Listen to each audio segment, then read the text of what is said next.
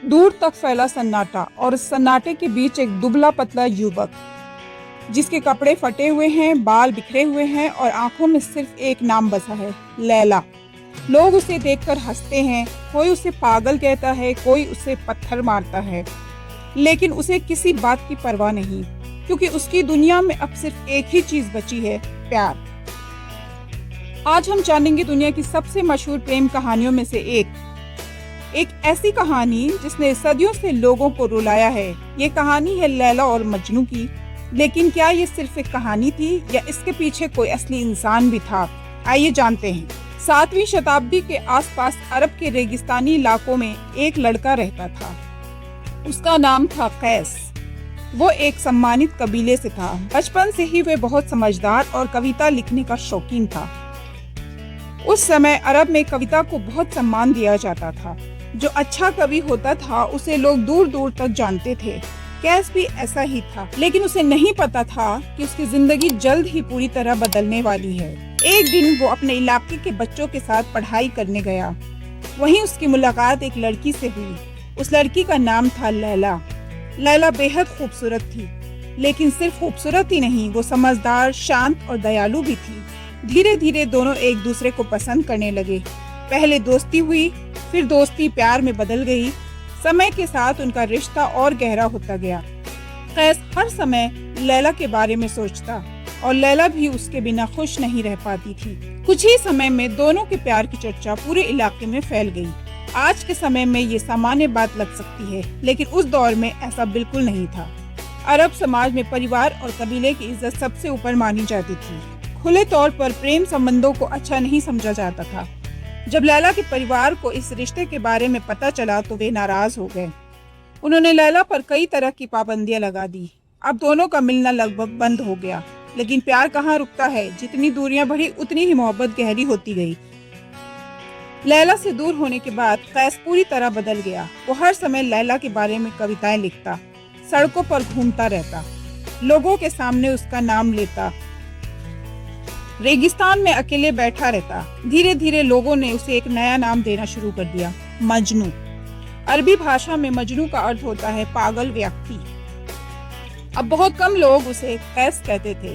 दुनिया उसे मजनू के नाम से जानने लगी। मजनू के परिवार ने सोचा कि अगर दोनों एक दूसरे से इतना प्यार करते हैं तो उनकी शादी करवा देनी चाहिए। उन्होंने लैला के पिता के पास रिश्ता भेजा, लेकिन लैला के पिता ने साफ मना कर दिया। उनके अनुसार मजनू अब सामान्य इंसान नहीं रहा, वो एक पागल प्रेमी बन चुका था। ऐसे व्यक्ति के साथ अपनी बेटी की शादी करना उन्हें मंजूर नहीं था। ये फैसला मजनू के लिए किसी तूफान से कम नहीं था। शादी से इनकार मिलने के बाद मजनू और टूट गया। वह लोगों से दूर रहने लगा। उसने शहर छोड़ दिया। अब उसका अधिकांश समय रेगिस्तान में बीतने लगा। वह जानवरों के बीच रहता, पेड़ों के नीचे सोता और दिन रात सिर्फ लैला की कविताएं लिखता। कहा जाता है कि उसकी लिखी कविताएं इतनी दर्द भरी थी कि उन्हें सुनकर लोगों के आंखों में आंसू आ जाते थे। मजनू के लिए अब दुनिया का कोई मतलब नहीं था। उसके लिए सिर्फ लैला ही सब कुछ थी।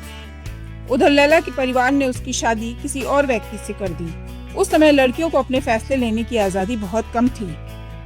लैला इस शादी से खुश नहीं थी, लेकिन परिवार के दबाव के सामने वो मजबूर थी। उसने शादी तो कर ली, लेकिन उसके दिल में आज भी मजनू था। कहा जाता है कि उसने अपने पति से कभी वैसा प्रेम नहीं किया जैसा वो मजनू से करती थी। समय बीतता गया, लेकिन दोनों एक दूसरे को भूल नहीं पाए। कुछ कथाओं के अनुसार कई सालों बाद दोनों की मुलाकात भी हुई, लेकिन तब तक हालात इतने बदल चुके थे कि वे साथ नहीं रह सकते थे। वे एक दूसरे को देख सकते थे, बात कर सकते थे, लेकिन हमेशा के लिए साथ नहीं रह सकते थे। शायद यही उनकी किस्मत थी। कुछ वर्षों बाद लैला की मृत्यु हो गई। जब ये खबर मजनू तक पहुंची तो उसकी दुनिया पूरी तरह खत्म हो गई। जिस इंसान के लिए वो जी रहा था वो अब इस दुनिया में नहीं थी। कहा जाता है कि मजनू लैला की कब्र पर गया। वो वहीं बैठा रहता, रोता रहता और अंततः इसी दर्द में उसकी भी मृत्यु हो गई। कुछ कथाएं कहती हैं कि उसकी लाश लैला की कब्र के पास मिली थी। दो ऐसे प्रेमी जो जीवन में कभी एक नहीं हो सके, लेकिन मौत के बाद हमेशा के लिए एक हो गए। क्या ये कहानी सच है? इतिहासकारों का मानना है कि कैस नाम का एक कवि वास्तव में मौजूद था। उसकी प्रेम कहानी ने अरब दुनिया में गहरी छाप छोड़ी। हालांकि कहानी के कई हिस्सों में समय के साथ कल्पनाएं और लोक कथाएं जुड़ती चली गईं।